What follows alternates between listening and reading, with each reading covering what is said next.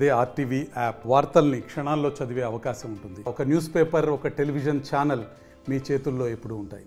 నిన్న తెలుగుదేశం పార్టీకి రాజీనామా చేసినటువంటి మాజీ కౌన్సిలర్ 29వ వార్డు మాజీ కౌన్సిలర్ మధుబాబు గారికి ఏవో నోటికొచ్చినట్లు నిన్న ఎమ్మెల్యే గారి పైన, అలాగే మా పార్టీకి పని చేసినటువంటి శ్రేయభిలాషి, ఎంతో కష్టపడి పార్టీకి అధికారంలో తీసుకురావాలి, ఎమ్మెల్యే గారికి గెలిపించాలి, ఎమ్మిగనూరు నియోజకవర్గానికి అభివృద్ధి ప్రదంలో నడపాలి అని ఎంతో తపనతో పనిచేసినటువంటి అప్నా బజార్ శేఖర్ అన్నను కూడా టార్గెట్ గా మాట్లాడినావు.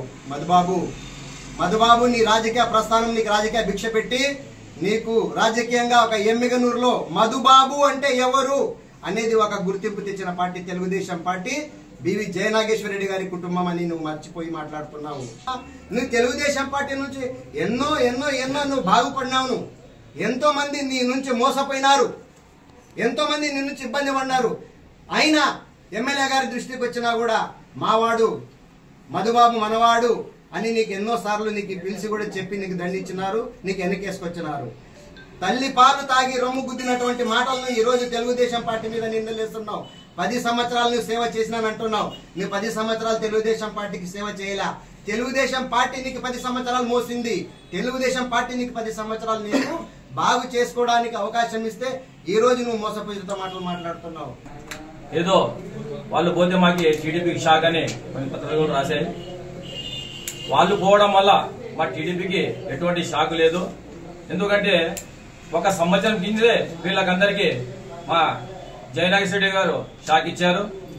ఆ షాక్ ని కోలుకోలేక 1 సంవత్సరం తర్వాత వీళ్ళు మెలుకొని ఇప్పుడేదో మాకు తెలుగుదేశం పార్టీకి షాక్ అని చెప్పుకుంటే చాలా విడ్డూరంగా ఉంది. ఎలక్షన్ల వరకు కూడా ఆయన బాగానే ఉన్నాడు. ఎలక్షన్లు అయిన తర్వాత 2024లో మన ఎమ్మెల్యే ఎలక్షన్లో ఆయన ఎలా జరిగిందంటే తన ఏది వైఎస్ఆర్తో బేరాచారాలు వాళ్ళది అది మాకు కూడా తెలుసు, కానీ మేము చెప్పలేదు. మేము కూడా చేనేత వర్గానికి చెందిన వారు, మేము కూడా చెప్పలేదు. కానీ 1 సంవత్సరం వరకు జయనాగేశ్వర రెడ్డి గారు ఎమ్మెల్యే అయినా కూడా ఆయన చెప్పలేదు. మారుతారని మధుబాబు మన మళ్ళీ చేనేత మళ్ళీ చాలా వెయిట్ చేసినాం.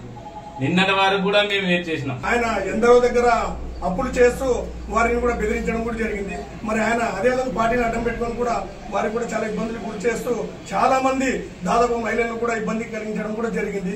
మరి ఈ రోజు ఆయన ఏదో పార్టీ మీద అందరి మీద అవాకులు చావాకులు పెంచడం సరైన పద్ధతి కాదు. మరి రాబో రోజుల్లో కూడా చాలా మంది అందరూ కూడా ఎంతో మంది బాధితులు కూడా ముందుకు వచ్చే సూచనలు కూడా చాలా మంది కనిపిస్తున్నాయి. రేపు రాబో రోజుల్లో కూడా నీకు కూడా చాలా గడ్డకాలం కూడా ఉంటుందని. మరిన్ని వీడియోస్ కోసం ఛానల్ ని సబ్స్క్రైబ్ చేయండి. లేటెస్ట్ అప్డేట్స్ కోసం వాట్సాప్ ఛానల్ ని ఫాలో చేయండి. అండ్ లింక్ డిస్క్రిప్షన్ లో ఉంది.